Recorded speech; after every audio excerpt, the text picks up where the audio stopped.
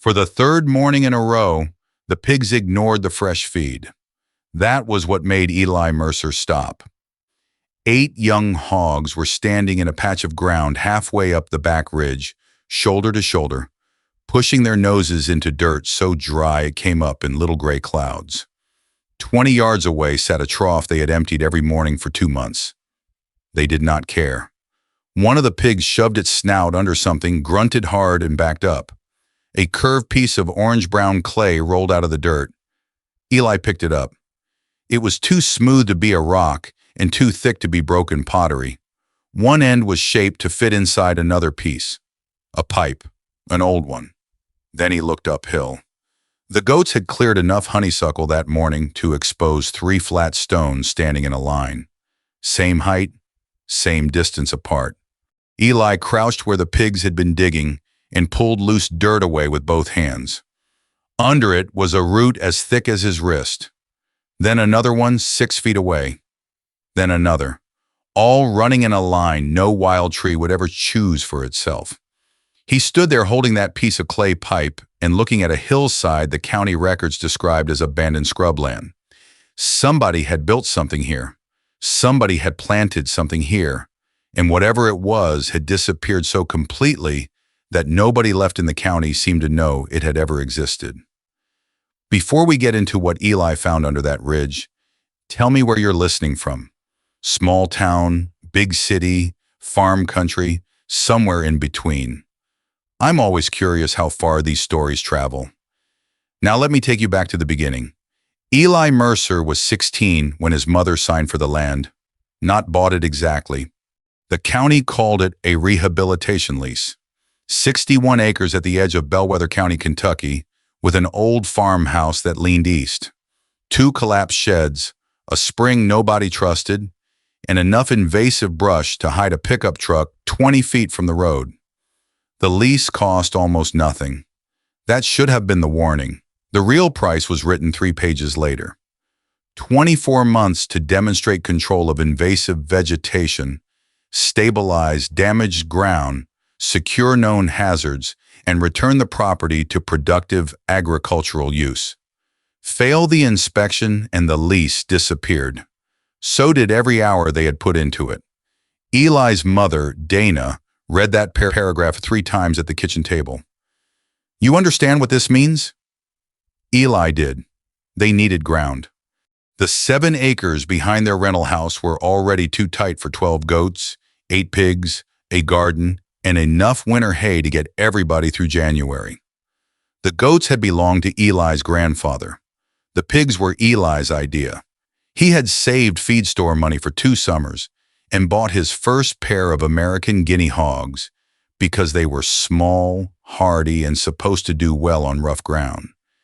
His mother called them the expensive lawn equipment that talks back. By the end of the first year, there were 8. The problem was that animals multiply faster than pasture. The Mercers could either sell most of them or find land. Eli found the county listing taped inside a glass case outside the planning office. 61 acres. No successful bidder in 4 years. 2 previous rehabilitation attempts. Both failed. The first man brought in a brush cutter, opened 3 acres, broke an axle on buried stone, and never came back. The second hired an excavator. He made it 11 days before a machine sank axle deep in what looked like solid ground and turned out to be the remains of an old drainage ditch. People around Bellwether County had a name for the place. They called it Brier Hill. Nobody meant that kindly.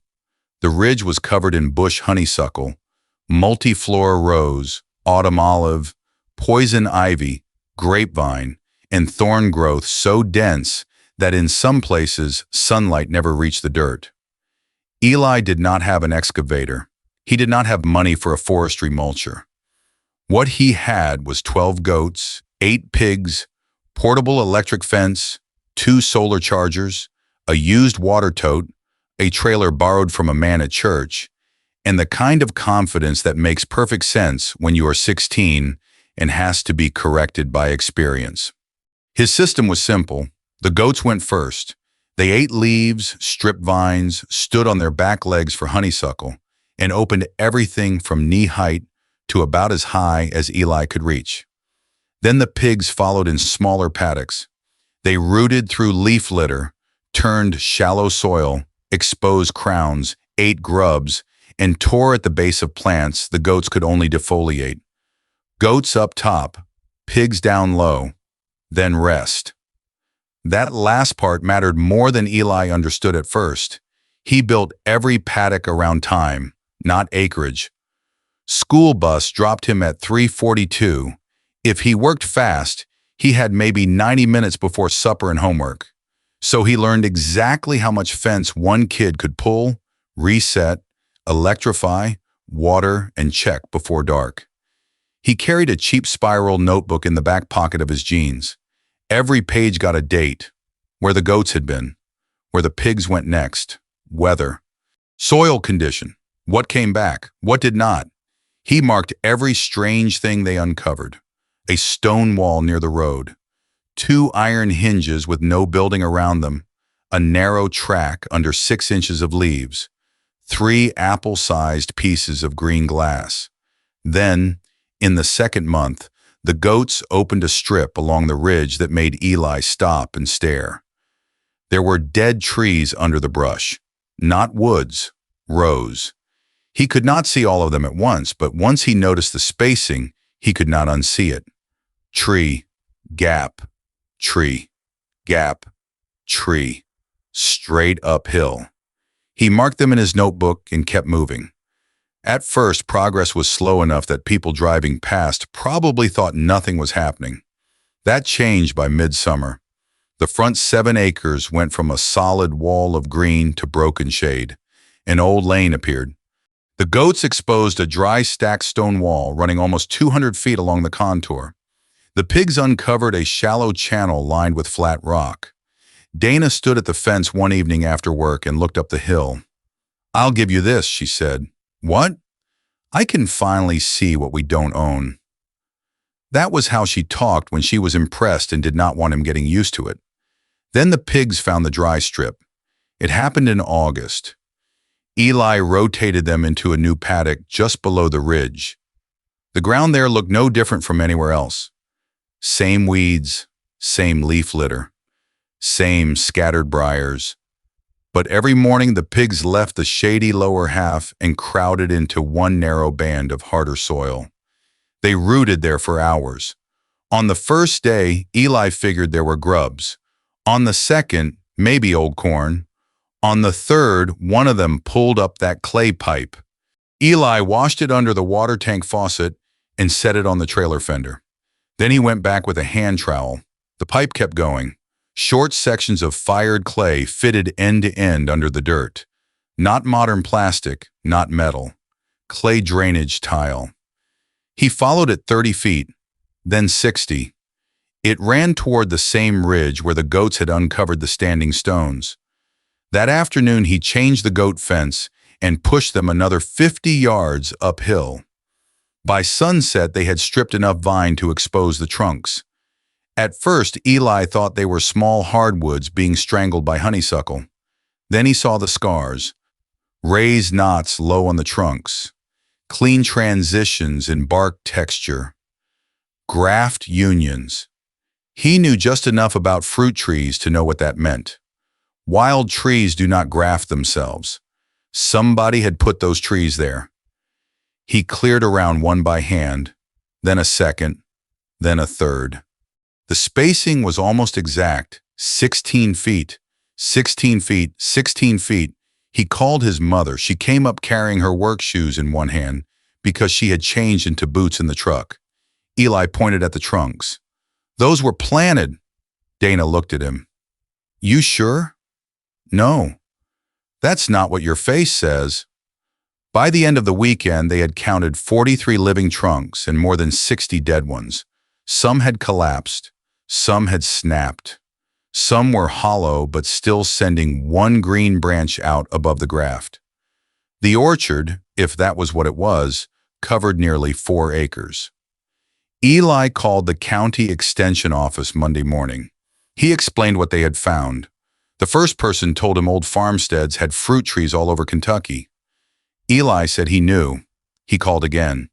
A week later, a retired horticulturist named Harold Wynn drove out in a faded Buick with a grafting knife in his pocket and a paper coffee cup balanced between his knees. Harold was 73 and had spent most of his working life advising small orchards and nurseries. For the first 10 minutes, he treated Eli exactly like what he looked like, a teenager who had found some old apple trees and decided they were important. Then Eli handed him the notebook. Harold stopped talking. He flipped through paddock maps, dates, tree locations, drainage lines, notes on bloom time, notes on bark, a sketch showing every visible graft union. "You did this?" "Yes, sir." "Why?" Eli shrugged. "Because I didn't know what else I was looking at." Harold went back to page 1. After that, every question went to Eli. They spent the afternoon walking the rows. Harold cut small twigs, looked at buds, scraped bark with his thumbnail, measured spacing. He crouched at one old trunk for almost 5 minutes without saying anything. Finally, he stood. "This isn't somebody's backyard orchard." "What is it?" "I don't know yet." That answer was better than Eli expected. It took most of the fall to get anything solid. Harold found an old nursery advertisement in a county newspaper from 1939. Dana found property tax maps at this courthouse. A church secretary let them look through meeting books that had not been opened in years. One name showed up again and again: Bellwether Cooperative Nursery Association. 11 farm families. Started during the Depression. They propagated apples and pears selected locally for disease resistance, storage, cooking, cider, and survival on poor upland ground. Not pretty fruit, useful fruit. Some families contributed land, some labor. Some ran grafting days. One man kept rootstock. 2 women handled records and sales. For almost 20 years, the nursery supplied farms across 3 counties.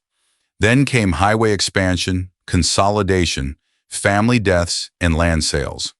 The business dissolved. The orchard on Brier Hill changed hands, then changed again, then stopped appearing in the records altogether.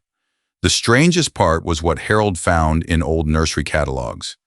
Several variety names listed by the cooperative disappeared after the 1950s. No modern nursery he contacted carried them. No state collection could confirm having them. That did not prove the trees on Brier Hill were unique, but it was enough to make everybody careful. And that was when Eli made his worst mistake. He knew the orchard mattered now, so he wanted it clean. Fast. He shortened the rest periods, let the pigs stay longer, moved them deeper between the old rows to tear out honeysuckle crowns and rose roots. For 3 days it looked fantastic. Then on the 4th morning, he found exposed roots, not invasive roots, fruit tree roots. The pigs had worked around the base of one of the oldest pears and dug deep enough to tear several feeder roots loose. At another tree, they had chewed bark near the root flare. A third was leaning because the soil around one side had been completely turned. Eli stood there staring at the damage. He had spent months uncovering those trees, and in less than a week, he had become the thing most likely to kill them. Harold came out that afternoon. He looked at the roots, then at Eli. "You know why pigs are good at this? They dig." "Exactly." Harold pointed at the damaged pear. "The tool didn't change just because your goal did." Eli never forgot that sentence. Within 4 days, the operation was different. Pigs stayed outside the historic orchard. Goats could enter selected rows briefly, but only under tight rotation. Every old trunk got a protected root zone. Brush near the trees came out by hand. It was slower, a lot slower. But Eli had finally learned the difference between clearing land and managing what was on it. The following spring brought another problem: fruit. For months, people had talked about the orchard like it might be treasure. Then the apples showed up. They were ugly, Some were small, some were flattened on one side. A few had rough brown russet across almost the entire skin. The pears were worse, green, scarred, uneven, and hard enough to bounce. Eli took boxes to a farmer's market anyway. He put them on a table between peaches that looked like they had been polished and Honeycrisp apples stacked in perfect red rows. People asked what they were. He told them. They nodded, then bought something else. By noon, he had sold 11 pounds. He brought home almost everything. That night, he sat on the tailgate and looked at boxes of fruit nobody wanted. His mother came outside. Bad day? Nobody wants them. Nobody wants what? The fruit. No. What are they for? Eli looked at her. Eating. Are you sure? He hated when she did that, mostly because it usually meant he had missed something obvious. So he went back to the records. Those old nursery ads did not talk much about appearance. They talked about keeping, cooking, drying, cider, late frost, fire blight, acid, yield. One apple was described as too sharp for table, excellent for press. That sentence changed the next year of Eli's life. Harold introduced him to a small cider maker named Mason Crow. Mason took 6 apples, cut them, tasted one, made a face, then tasted it again. He pressed a gallon, checked the sugar, checked the acid, then called Eli the next morning. How much of this one do you have? Maybe 3 trees. No, I mean fruit. Not much. Good, then don't sell me all of it. Eli thought he had heard wrong. Mason explained. If the variety was actually rare, fruit was not the important part. Wood was. Scion wood, living twigs, the material you graft onto new rootstock to make another tree genetically identical to the old one. A fruit crop lasted a season. A grafted tree might last 50 years. A variety could last centuries if somebody kept copying it.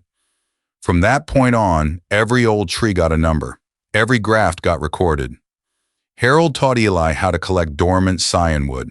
A nursery 40 miles away agreed to graft a trial batch. Mason bought enough cider fruit to cover some expenses.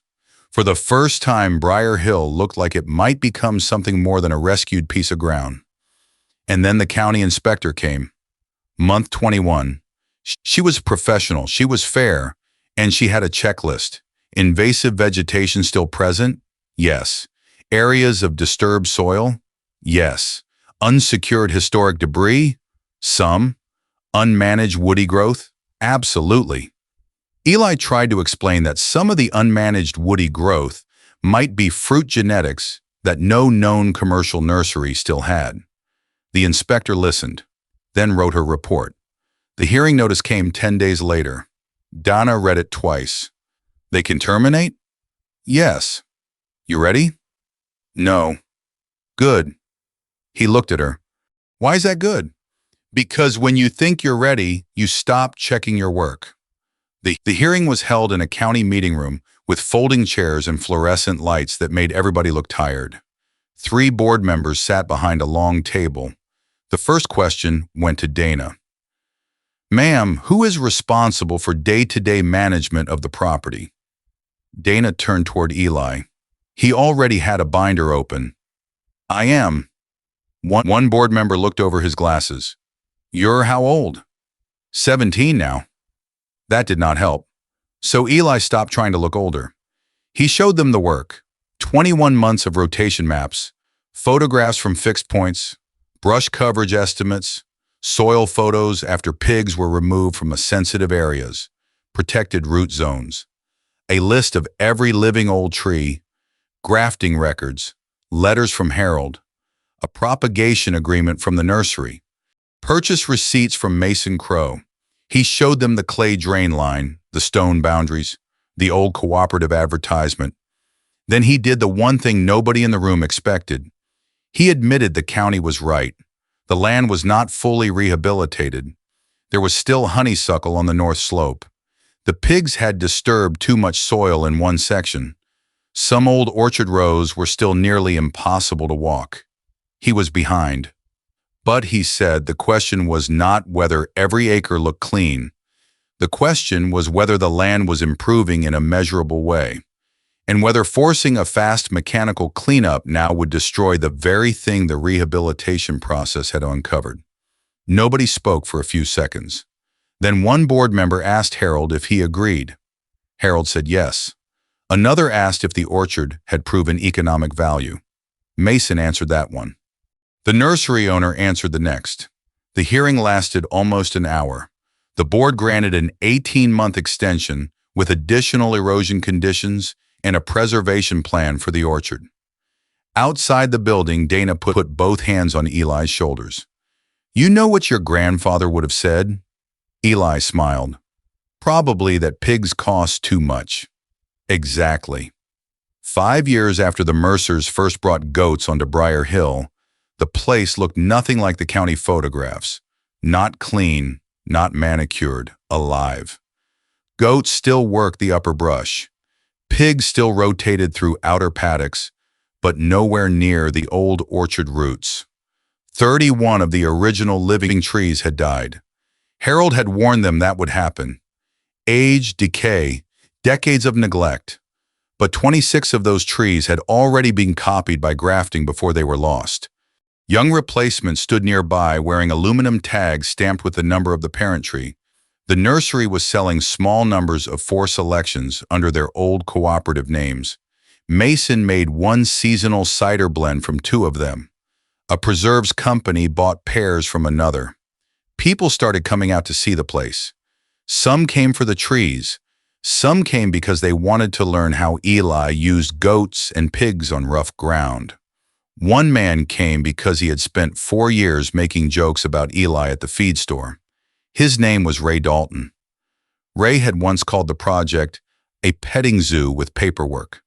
Then Invasive Rose got into the back 40 on his own place. He pulled up at Brier Hill one afternoon and stood at the fence watching the pigs. "How long you leave them?" Eli told him.